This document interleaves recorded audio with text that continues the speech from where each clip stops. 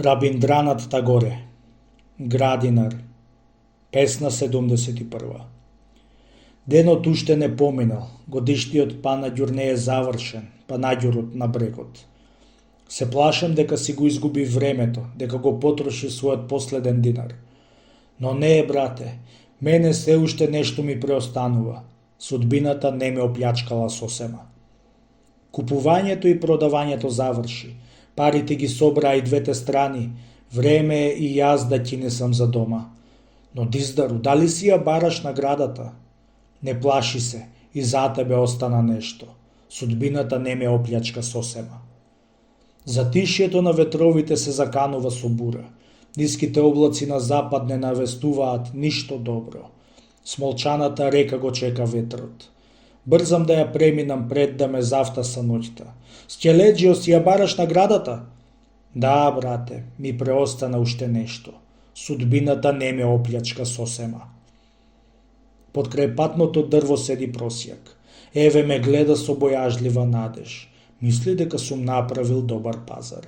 Да, брате, ми преостана уште нешто. Судбината не ме оплячка сосем. Ноќта станува црна, патот осамен. Болскавичките светаат ко лисјата. Кој си ти што тајно ме следиш со нечуен чекор? О, знам. Твојата умисла е да ми ја грабнеш целата заработувачка. Нема да те разочарам, зашто мене се уште нешто ми преостана. Судбината не ме оплячка сосема. Околу полноќ стигнав дома. Рацете ми се празни.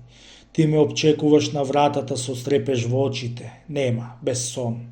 Како плашлива птица ми полета на градите во силна љубов. Да, Боже, уште многу останува. Судбината не ме оплячка сосема. Песна 72. Од деновите на тешка работа изградив храм.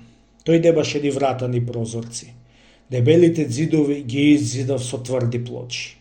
Се друго заборавив, избегав од светот, восхитен зјапав во сликата што ја подигнав на олтарот. Внатре секогаш беше ноќ осветлена од кандилото со миризливо масло. Бескрајниот темјан ми го разрани срцето со тешки валма. Секогаш буден во ѕидовите длабев фантастични слики со замрсени потези, крести коњи, цветиња со човечки лик, жени со колкови како змии. Никаде немаше отвори низ кој би можело да допре пењето на птиците, шушкањето на лисјата или вревата на вредното село. Единствениот глас што декнуваше од темниот свод беа моите заклетви што ги пеев. Духот ми се изостри и стана постојан како пламен. Сетивата ми се топеа во восхитување. Не знам како ми помина времето додека гром ми го разорна храмот и срцето ми го прободе бол. Кандилото изгледаше бледо и засрамено. Резбите над ѕидовите тапо зјапаа, како оковани соништа во светлина, не баре сакаат да се скријат. Погледна во сликата на олтарот. Ја видов како се насмевнува и како оживува со Божиот животворен дах. Ноќта што ја бев заробил, ќе расшири кријата и одлета. Песна 73. О, земјо моја стрплива и тажна мајко, бескрајното богатство не е твое. Ти се трудиш да ги наполниш устите да твоите деца, но храната е ретка. Дарот на радоста што ни го подготви никогаш не е совршен. Играчката што ја правиш на своите деца е крашлива. Ти не можеш да ги заситиш сите наши гладни надежи, но зарем за тоа да те оставам? Твојата усмевка, осенчена со бол, сладка име на моите очи. Твојата љубов, која што не знае за исполнение, драга му е на моето срце. Твоите гради не напоија со живот, но не со вечност, затоа твоите очи секогаш се будни. Со векови работиш со боја и песна, па сепак твоето небо уште не е изградено, само едно матно насетување за него. Твоите творби на убавината се обвиткани со магла од солзи. Ќе ги истурам своите песни во твоето немо срце и љубовта своја во твојата љубов. Сакам да те обожавам со работа. О, земјо, мајко моја, го видов твојот нежен лик и ја засакав твојата тажна прашина. Песна 74.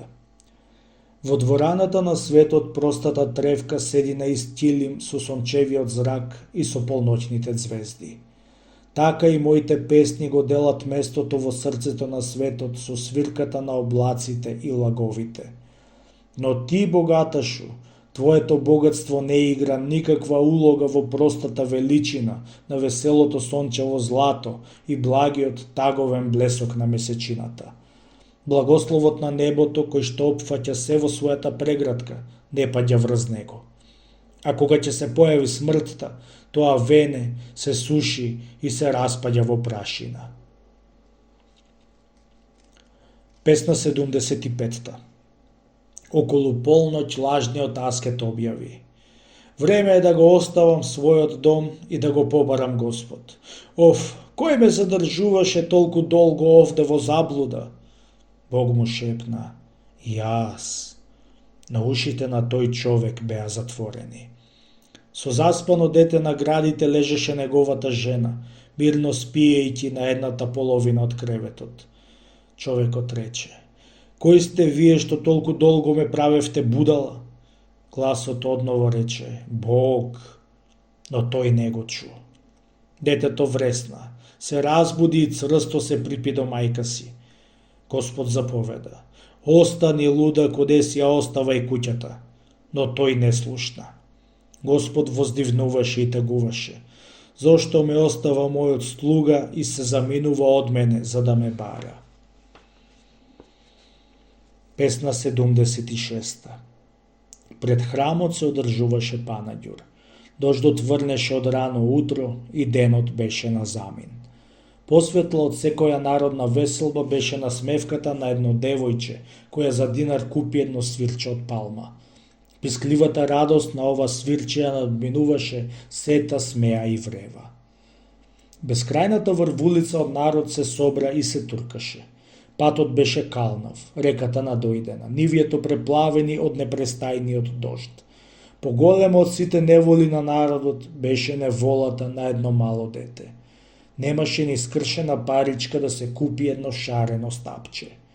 Неговите сериозни очи, кои што гледаа во излогот, целата ова толпа луѓе ја направија толку бедна.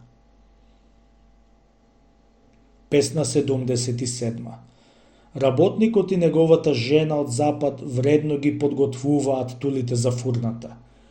Нивната ќерчичка оди на пристаништето, каде што нема крај миењето и рибањето на лонци и тави. Незиното братче поцрнето и со избричена глава, голо, со калливи нозе, ја следи и стрпливо ги чека горе на брегот незините повелби. Таа одново се враќа со полна стомна на голата глава, со сјаен ѓум во левата рака, а во десната братчето. Таа, мала слуѓинка на својата мајка, сериозна од товарот на домашните грижи. Еден ден ова голо детенце го видов како седи со испружени ножиња. Во водата седеше неговата сестра, со песок чистеше еден сад и постојано го вртеше. Во близината по должината на брегот пасеше јагне чие руно беше нежно. Кога дојде близу до детето, одеднаш почна да блее, а детето се престраши и вресна. Сестра му го испушти садот и дотрча кај него. Го зеде братчето во едната рака, а јагнето во другата и почна да ги гали, врзувајќи ги со љубовна врска, потомокот на животното и на човекот. Песна 78. Беше во мај. Спурното пладне изгледаше бескрајно долго. Сувата земја се распукнуваше жедна на жегата. Тогаш слушнав како некој вика преку реката: Пиленце, дојди! Ја затворив книгата и го отворив прозорецот да видам. Крај реката стоеше јадар бивол со каллива кожа и со питоми, трпеливи очи, и дете до колена во водата го викаше да го напои. Задоволно се насмевнав и во срцето почувствував дах на благост. Песна 79.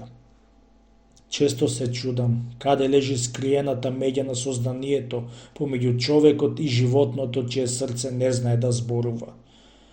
Низ кој прв рај, Во некое далечно утро на создавањето на светот, минувала скромната врвица на која нивните срца се сретнале. Трагите на нивното верно чекорење не се избришани, иако нивното сродство е заборавено. Но одеднаш темното сеќавање се буди за музика без зборови и животното го гледа човекот во очите со нежна доверба, додека човекот го спушта својот поглед во неговите очи во весела наклоност. Изгледа и двајцата пријатели се сретнуваат под маски и едва едниот со другиот се познаваат. Песна 80-та. Со еден поглед од твоите очи, убава жено, би можела да го заплениш сето богатство на песните што се разлева од поетските харфи. Но за нивната слава ти немаш слух, затоа дојдов да те славам тебе. Пред твоите нозе би можела да ги понижиш најсмелите глави на земјата.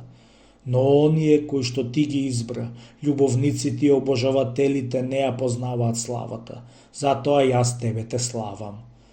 Убавината на твоите раце со својот допир би можела да ја покрие славата на кралскиот блесок.